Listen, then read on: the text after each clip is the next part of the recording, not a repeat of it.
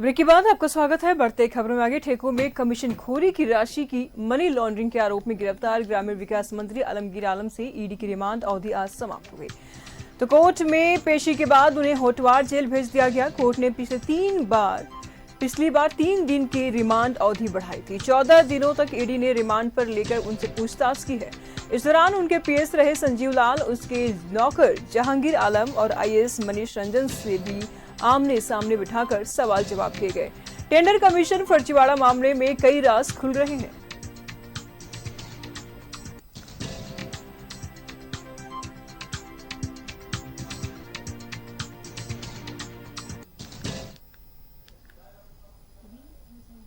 Allow कर दिया है। आज उनको जुडिशियल कस्टडी में भेज दिया जा रहा है। 14 दिन का रिमांड जो था वो भी कंप्लीट हो गया है।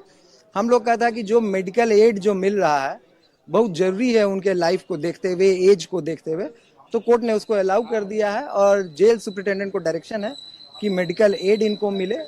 और मेडिकल एड के अलावा जो एज पर वो एमएलए हैं, मिनिस्टर हैं, जो भी उनको जेल मैनुअल के हिसाब से जो फैसिलिटी मिलना चाहिए उसके लिए डायरेक्शन है। हाँ, मेडिकल का हम लोग दे दिए हैं। मेडिकल का तो शुरू से दिए हुए हैं। इन लोग भी जो टेस्ट कराए उसमें भी आ गया है। हाई बीपी उनके यहाँ डेली आ रहा है। जब भी डॉक्टर आए हैं देख के गए हैं, इन लोग भी दिए हैं। तो इसी के लाइट में वो दिया गया है। मेडिकल एड उनको मिलेगा जेल में। टेंडर कमीशन मामले में गिरफ्तार मंत्री आलमगीर आलम से 14 दिनों तक ईडी रिमांड पर लेकर पूछताछ की। रिमांड अवधि पूरा होने पर आज पीएमएलए की विशेष कोर्ट में पेश किया गया और पेशी के बाद जुडिशियल कस्टडी यानी कि न्यायिक हिरासत में जेल भेज दिया गया है। जब कोर्ट में पेशी हुई तो पेशी के दरमियान क्या कुछ हुआ, मंत्री का आलमगीर आलम के अधिवक्ता किसले प्रसाद हमारे साथ हैं। सर, आज कोर्ट में 14 दिनों तक जो पूछताछ हुई, पूछताछ में क्या क्या चीजें सामने निकल कर आई जो ईडी ने कोर्ट को बताया हो? देखिए, 14 दिन के पूछताछ का जो भी मटेरियल आया है उसको अभी कोई डिस्क्लोज नहीं किया गया है। रिमांड ईडी का कंप्लीट हो गया। आज जुडिशियल कस्टडी के लिए प्रेयर था। जुडिशियल कस्टडी में उनको आज भेज दिया गया है। और जुडिशियल कस्टडी में हम लोग का यही था कि मेडिकल एड जो बहुत जरूरी है उनके लाइफ को देखते हुए, उनके एज को देखते हुए, तो कोर्ट ने उसको कंसिडर करके अलाउ कर दिया है। मेडिकल एड मिलेगा उनको और जो एमएलए के हिसाब से जो भी उनको मिलना चाहिए बेनिफिट जेल में एज ए प्रिजनर वो मिलेगा उनको। आगे की क्या प्रक्रिया होगी? चूंकि आज जुडिशियल कस्टडी में भेज दिया गया है तो हमें लगता है कि जल्द आप लोग बेल के लिए भी प्रे करेंगे। वो तो पता चल जाएगा। जब प्रे करेंगे तो पता चल जाएगा। ऑब्वियस है, सब लोग प्रे करेंगे। जो लीगल प्रोसीजर है उस पर फॉलो करेंगे हम लोग भी।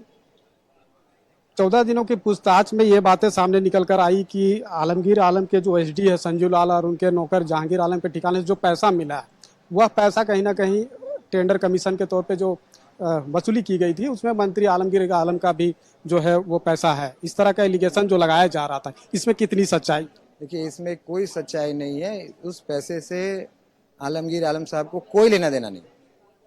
इनका कोई उसमें रोल नहीं है, कहीं कुछ लेना देना नहीं है। इसलिए सब हवा की बात है। इस सब में कहीं कोई मटेरियल नहीं है, कुछ नहीं।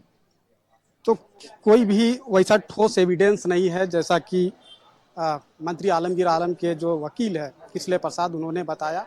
हालांकि उनकी गिरफ्तारी जब हुई है तो कुछ ना कुछ साक्ष्य तो ईडी को जरूर मिला होगा।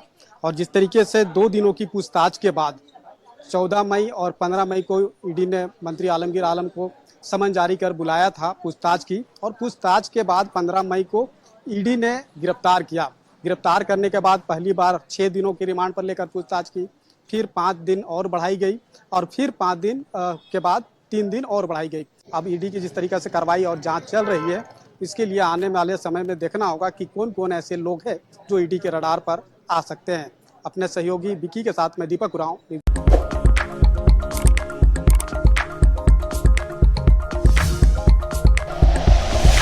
Like and share videos, subscribe करें हमारा चैनल और प्रेस करें बेल आइकॉन। न्यूज़ 11 भारत, सच है तो दिखेगा।